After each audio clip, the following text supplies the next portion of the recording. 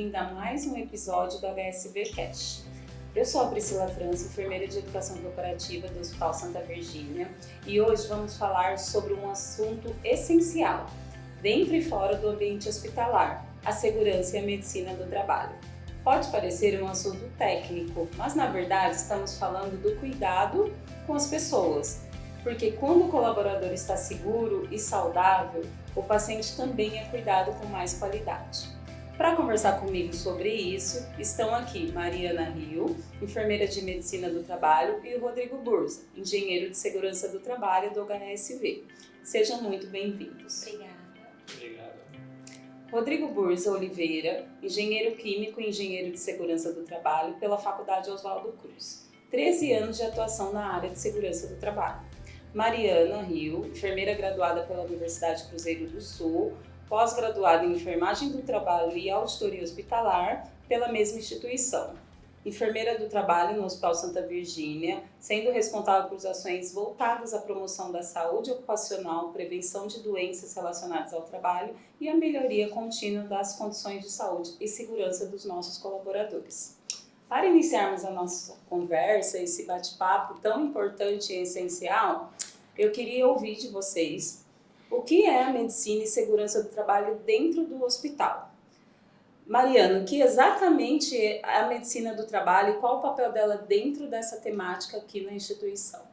Pri, eu costumo até brincar com isso, porque a medicina não é só um setor que muita gente pensa, entrega de exames, entrega de atestados, muito além disso. A medicina ela cuida da saúde integral do colaborador, porque a gente está num ambiente hospitalar, onde a gente tem diversas rotinas intensas, nós temos a pressão no dia a dia, então a gente precisa ter um olhar mais atento. A medicina e a segurança é esse olhar. E como é feita essa prevenção e esse acompanhamento do dia a dia dos nossos colaboradores? Ela é feita desde o momento que ele entra, então a partir do exame admissional a gente já tende a entender qual que é o histórico de saúde desse colaborador, se tem alguma comorbidade, se a atividade que ele vai exercer tem algum risco, e a partir daí traçar o perfil de saúde dele e fazer todo o acompanhamento durante a jornada dele de trabalho.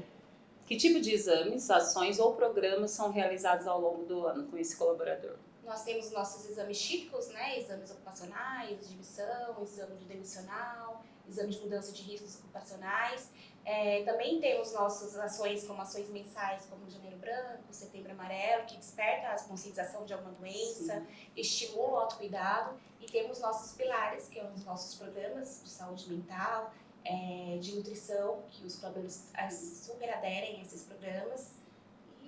Além de outros programas de brigada de incêndio. Exato. Também, que a gente Os tem treinamentos por parte regulado da a segurança do trabalho. Eu até vou te perguntar isso, Rodrigo, como que a engenharia da segurança complementa esse trabalho que a Mariana trouxe para a gente agora em relação a essas ações e programas? Exatamente. Recapitulando até o que a Mari falou, todos os treinamentos, tudo é planejado, né? O colaborador muitas vezes enxerga a gente como quem está indo fazer uma vistoria, quem está indo cobrar alguma coisa, mas o SESMIT em si, a medicina junto da segurança do trabalho, tem todo um trabalho por trás de planejamento para ter todo o atendimento, não só a legislação, como a necessidade do colaborador especificamente. E como vocês identificam e previnem os riscos dentro do hospital após a entrada desse colaborador?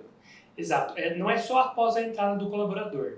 Quando um setor novo vai ser feito, tem toda uma reunião antes para levantamento dos riscos e necessidades, porque a engenharia normalmente enxerga a parte estrutural. E aí, quando entra a segurança e medicina, nós demonstramos outras necessidades, né, para atender o colaborador de uma forma mais efetiva de risco. E quais são as principais normas que orientam o trabalho de vocês? Olha, dentro das NRs, nós temos 26, das 36 que nós temos, 26 atendem ao hospital.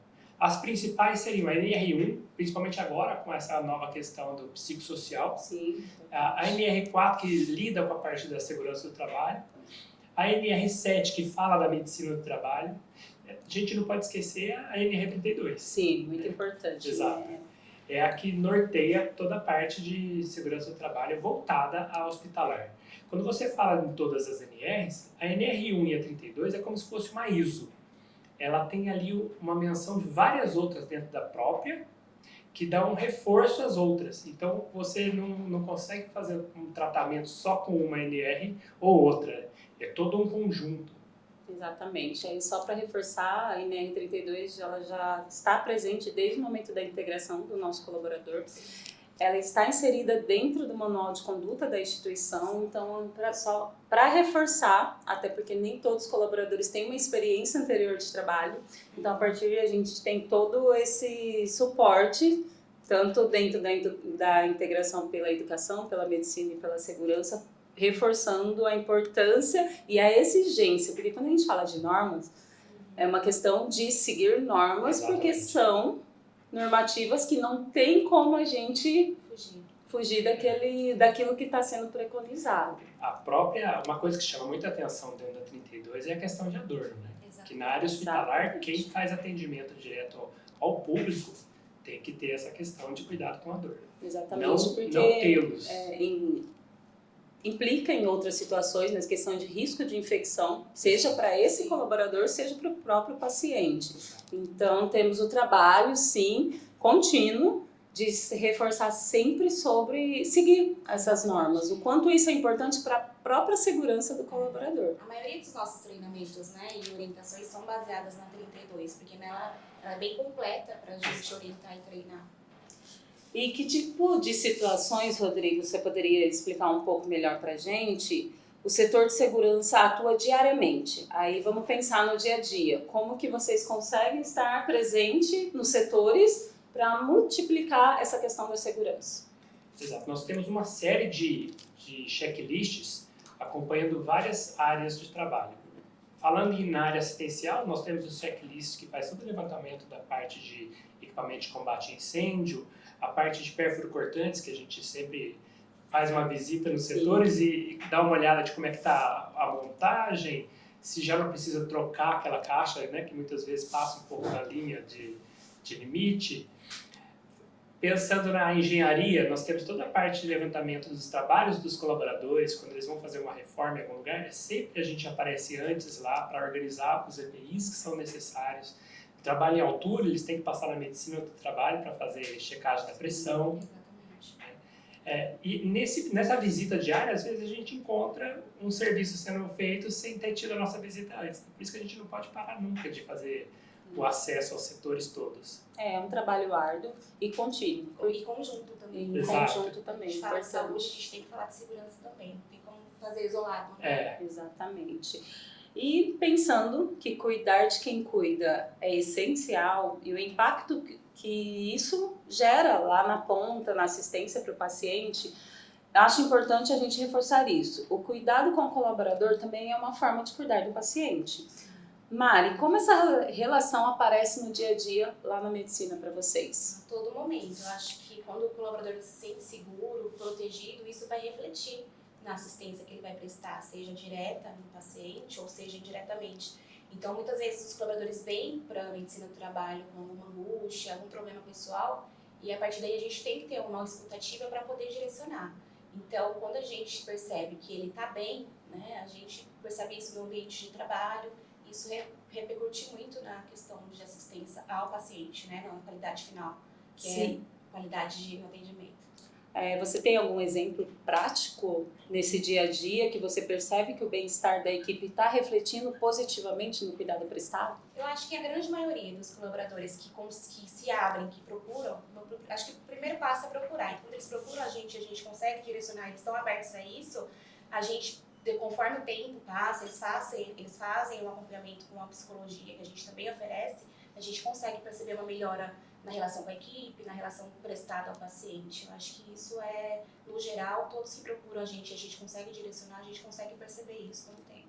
E com a NR1, acredito que tenha ganhado força, até porque esse conhecimento está chegando em toda a população, então está tendo esse olhar mais sensível para a sua saúde mental. Não realizar atividades que tecnicamente todos sabem, mas o quanto é importante a saúde mental estar em dia, no sentido que estou bem e quanto isso reflete no resultado do meu trabalho para todo mundo. No ambiente, nas relações com a equipe, tudo isso. Com essa mudança na NR, agregando essa parte psicossocial, deu um reforço para nós. né? Levando em consideração que a gente tem que considerar muito a questão do pessoal. Né? Nós ficamos muito tempo dentro da instituição trabalhando, então essa parte de social é muito importante. Nós temos que ter um desenvolvimento interno e também lembrar o colaborador que quando ele sai daqui ele precisa reforçar isso, porque não é só no trabalho que a gente faz a parte do psicossocial. E o quanto é importante a prática de exercícios físicos, então acredito que tudo isso a NR1 trouxe essa importância no geral e por isso que as pessoas estão se tendo embasamento de realmente praticar, ou quando não souber praticar, ter suporte. Tem o suporte da medicina, tem o suporte da segurança, de toda a gestão de pessoas, enquanto esse colaborador estiver dentro da instituição. E quais são os riscos mais comuns em ambiente hospitalar e como que eles podem afetar esse cuidado? Acho que risco biológico, né? O risco A gente biológico fala de ambiente hospitalar. chama muita atenção. O foco maior é risco biológico, né? E tem o risco também de radiação. O de radiação, o pessoal fala, é um perigo maior. Não é. Porque ele só existe quando ele está em funcionamento e tem toda uma paramentação para alertar quando ele está em funcionamento e toda uma blindagem das paredes que quem está do lado de fora de uma sala de raio-x ele não está exposto. E depois vem também invisível, né, a parte do biológico, que nós temos que ter uma atenção especial para o uso de EPI, porque estando no hospital é mais difícil você fazer a redução desse risco, né? O paciente em si é o risco para o colaborador. E a instituição preza por essa segurança total, né? Então a gente temos o fornecimento de todos os EPIs e eles mudam conforme a categoria profissional, o ambiente que você está atuando, então esse reforço contínuo acontece principalmente durante as visitas que vocês realizam. Exato. Em todos os treinamentos, praticamente, nós reforçamos essa questão da necessidade de uso dos equipamentos que são distribuídos.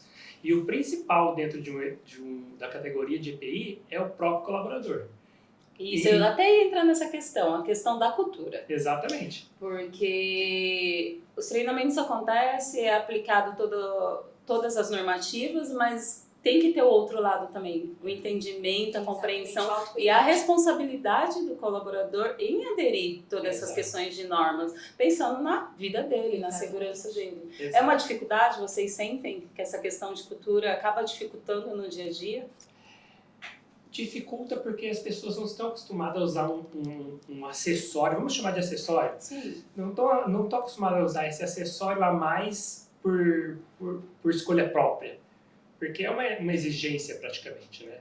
Você precisa usar. Quando você está fazendo uma ação onde você pode ter um risco a mais, você tem que colocar um equipamento de proteção. E o pessoal não está tão acostumado a... É um trabalho de formiguinha, né? Que a gente precisa fazer, porque precisa virar um hábito. Né? Deixar de ser, pensar como norma, de obrigação e virar um hábito que é para a vida dele, né? A gente tem os nossos EPIs aqui, mas é um hábito para a vida, para ter esse autocuidado. Podemos resumir que é um trabalho coletivo. Coletivo. Certo? E aí tem 50% da instituição e 50% desse colaborador.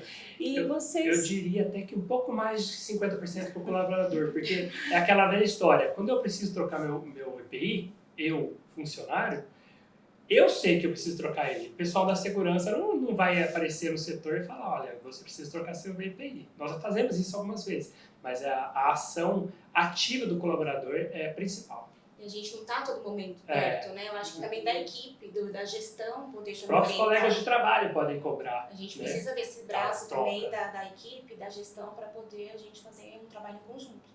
Né? Perfeito, exatamente. E dentro disso, de toda essa temática, quais são as ações que hoje o HSV desenvolve dentro dessas áreas? Que são diferentes áreas dentro de um hospital. Então, nossas ações, a gente tem bastante ação em LOM, porque junto com a segurança do trabalho, ações de análise de ergonomia, então a gente explica o que pode ser prevenido em relação à doença muscular, o que pode ser prejudicado, né, de acordo com a atividade que ele executa, ações da medicina própria, da medicina do trabalho, como exames complementares que a gente realiza, temos ações mensais, que a gente tem como Janeiro Branco, Outubro Rosa, Setembro Amarelo, que desperta essa questão do autocuidado, de prevenção de doenças. Nós temos nossos 2 programas de saúde mental e nutrição, Então, isso é uma procura bem grande por conta dos colaboradores. Então, até para ter um acolhimento psicológico e também, se o colaborador quiser fazer um atendimento nutricional e fazer um plano alimentar com base na individualidade dele, das expectativas dele, ele consegue. É um benefício do hospital.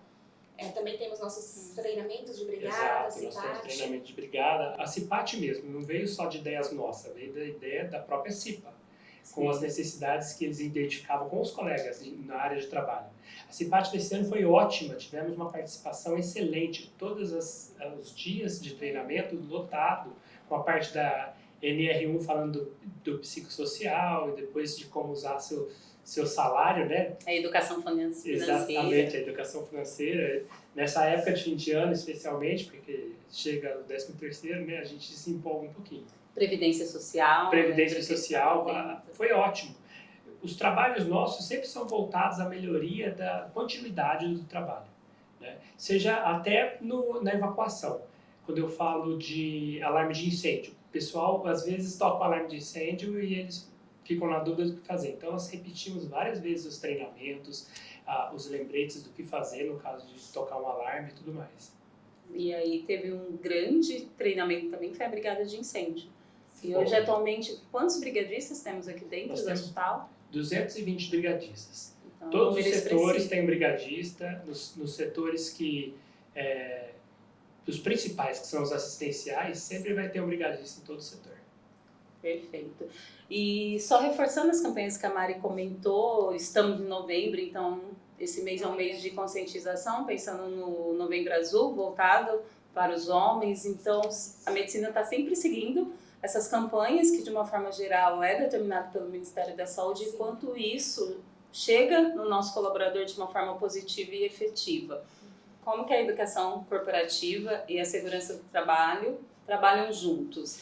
Eu já começo respondendo, por ser enfermeira de educação, a gente tem um elo muito forte durante todo o ano, com temas focados nessa prevenção, além da integração, que a segurança está ali, a medicina lado a lado com a educação, para recepcionar esse novo colaborador, para explicar as normas e rotinas da instituição, mas muito além disso, o dia a dia também faz toda a diferença. A gente teve o início de um projeto no ano passado, que foi o Diálogo com Segurança.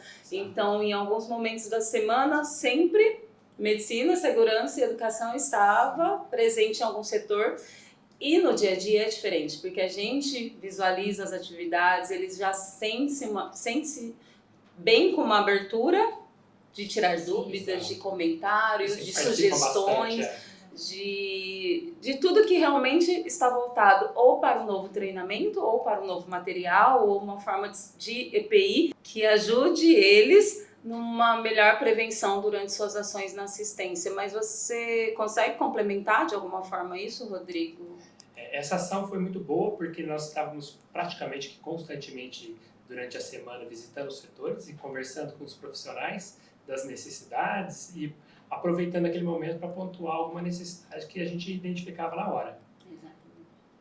Eu acredito que eles também se sintam mais protegidos, né? Eles sentem que a gente está se preocupando com eles, né? Quando a gente vai em loco, eu acho que isso muda muito. A gente deixa esse olhar de treinamento um pouco engessado e acaba tendo esse cuidado com eles de passar em loco mesmo, conversar, não precisa ser aquela situação que precise falar só disso e acabou. A gente pode conversar de tudo, né? E eu acho que eles se sentem importantes também. Não ficava preso a um tema específico, então eles sentiam essa liberdade de se expressar na nossa presença. Acredito que o retorno tenha sido bem positivo para ambos os lados. Sim. E aí, só para reforçar a questão que também a medicina realiza campanha de vacinação. O quanto isso é importante, isso não somente na admissão do colaborador, mas durante o ano. Exatamente. E aí eu queria que você só comentasse um pouco sobre a campanha da gripe. Sim, é super importante, né? É um dos programas que a gente tem de imunização para doenças preveníveis. Então, todas as campanhas que a gente orienta, reforça, realmente é um cuidado, é um autocuidado. Então, principalmente que a gente está dentro do ambiente hospitalar. Então, o primeiro lugar que vai aparecer algum tipo de vírus é no ambiente hospitalar. E a gente está ali fazendo esse trabalho, a gente realiza o programa de imunização contra a influenza, até porque a gente sabe que o nosso absenteísmo e de todos os locais, a influenza ainda é maior. Então, a gente se preocupa e geralmente abre essa campanha para todos os colaboradores de todos os setores realizarem, para ter uma adesão maior possível. E é bem significativo. Sim. E até complementando, isso já entrou na rotina. Então, Exatamente. quando chega próximo da data da campanha, eles mesmos já perguntam. começam a procurar. Sim, eles sabem que vai ter. Procura E por bem conta grande. das doenças sazonais também, né? Eles começam a perceber que começa a ter muitos casos de gripe, então eles já começam a perguntar. Então, isso é graças a Deus, é uma boa adesão que a gente tem todos os anos. Agora, saindo um pouco dessa parte técnica que vocês explicaram brilhantemente, queremos falar um pouco sobre o lado humano nesse trabalho. Mariana, muitas vezes você acolhe os colaboradores que estão fragilizados, cansados e tem aquele receio, medo de afastamento. Como é lidar isso no dia a dia? Eu acho que o nosso setor precisa ter a escuta ativa em todas as atividades que a gente vai fazer e empatia. Então, realmente, quando esses colaboradores chegam para nós, a gente precisa entender o que aconteceu e direcionar da melhor forma. E muitas vezes eles trazem nem sempre problemas relacionados ao trabalho, são problemas relacionados ao pessoais, né? E a gente precisa escutar, direcionar e às vezes a gente só vai escutar, ele vai desabafar e ele vai ficar melhor para retornar ao trabalho. Então, é isso que eu digo, a gente precisa ter empatia, não só a medicina, acho que todos os setores, para a gente poder direcionar ou auxiliar da melhor forma que a gente puder.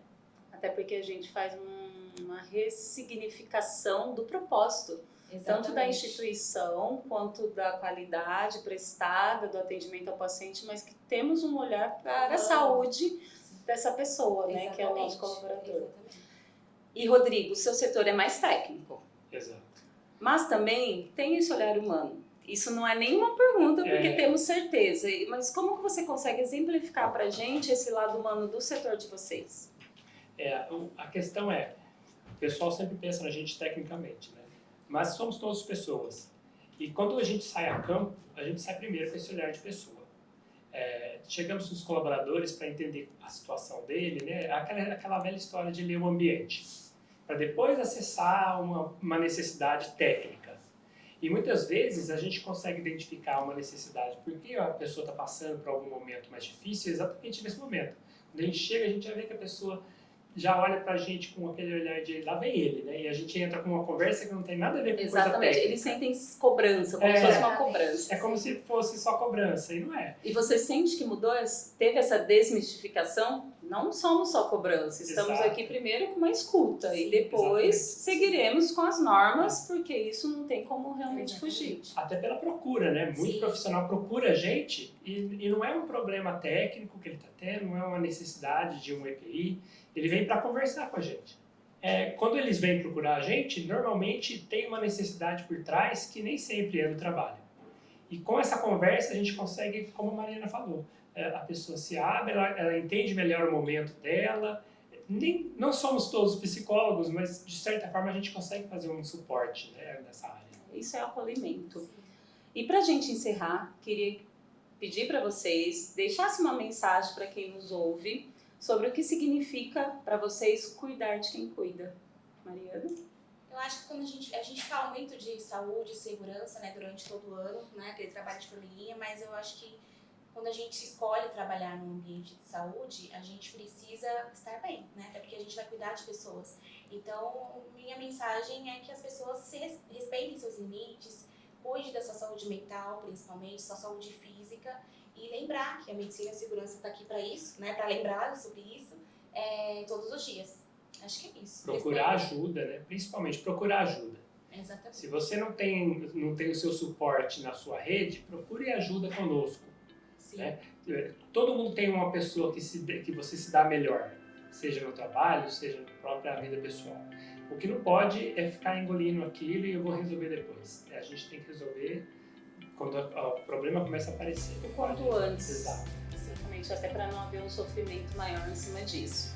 E cuidar da saúde e de segurança de cada colaborador é um gesto que chega até o leito do paciente.